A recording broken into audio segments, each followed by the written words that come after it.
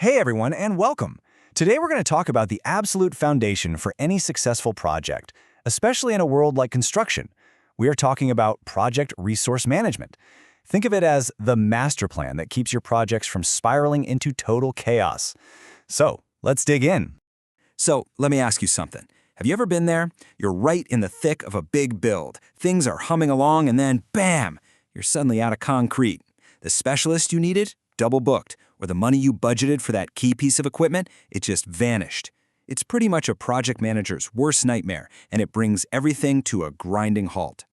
But what if I told you there's a systematic way to stop all that from happening? Well, that's exactly what project resource management is for. It's the professional way of making sure you have the exact resources you need right when and where you need them, every single time. Okay, so let's get just a little bit formal for a second. The official definition from the Project Management Body of Knowledge, the PMBOK Guide, says it's all about three key things: identifying what you need, going out and getting it, and then managing it all effectively for the entire life of the project. And that covers everything, from your team members to the trucks and timber on site. All right, so you see this. At first glance, this official chart can look, well, a little intimidating. There's a lot of boxes, a lot of arrows going on. But don't worry about it. We're going to break this whole system down into 4 clear, super manageable steps that you can apply to any project you've got. So, first things first. Just like any good construction job, you need a blueprint. This is your planning phase, where you map out every single resource your project is going to need, from the very beginning to the very end.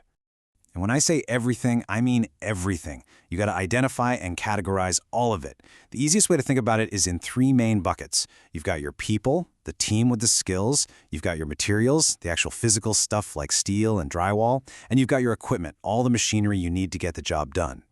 Now, here's a really powerful tool for that. It's called a Resource Breakdown Structure, or an RBS.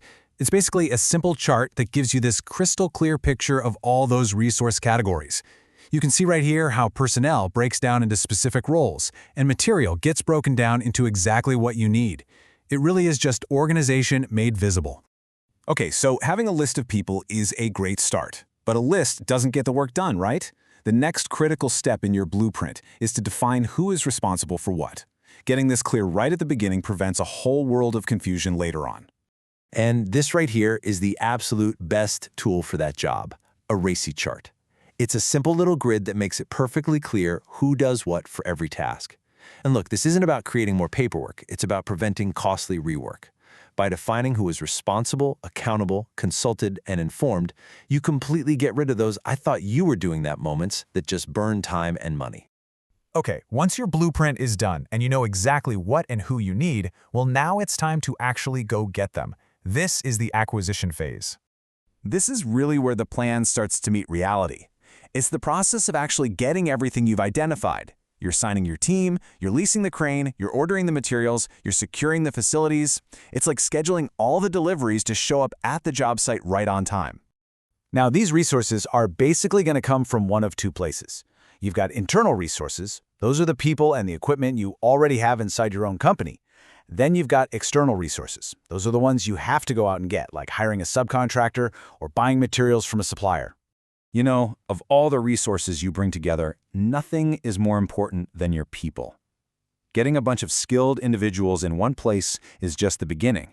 Step 3 is all about forging that group into a high-performing team, one that works like a single, well-oiled machine. And this is what we call the develop team process.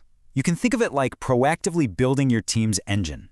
It's about improving skills with training, creating chances for people to really connect and build trust, and just making a great collaborative environment where everybody feels like they can do their best work. So, if developing the team is about building the engine, then managing the team is about steering the car day to day. This is your ongoing job as a leader. It means you're always tracking performance, giving helpful feedback so people can grow, stepping in to solve problems, and guiding the team through all the changes that, let's be honest, every project faces. All right, we've planned our resources, we've gotten them, and we're developing and managing our team. The final step is all about control. It's about keeping a close eye on your physical resources throughout the project to make sure the plan is actually being followed. This process, control resources, is really focused on the non-human stuff. Did that shipment of steel actually show up on schedule? Is the excavator being used like we planned, or is it just sitting there costing us money? It's all about making sure your materials and equipment are where they're supposed to be when they're supposed to be there. And this quote right here, it really gets to the heart of it. You're constantly checking what you planned against what's actually happening on the ground.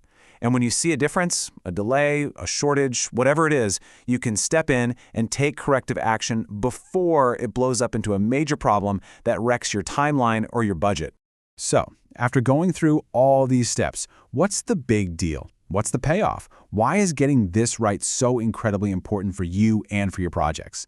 Let's just quickly recap the benefits.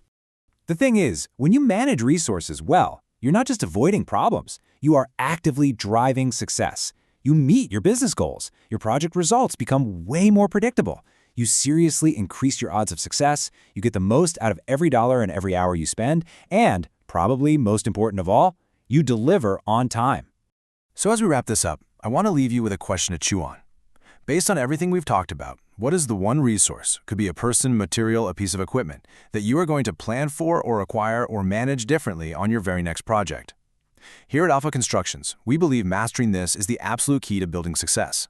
Thanks so much for watching.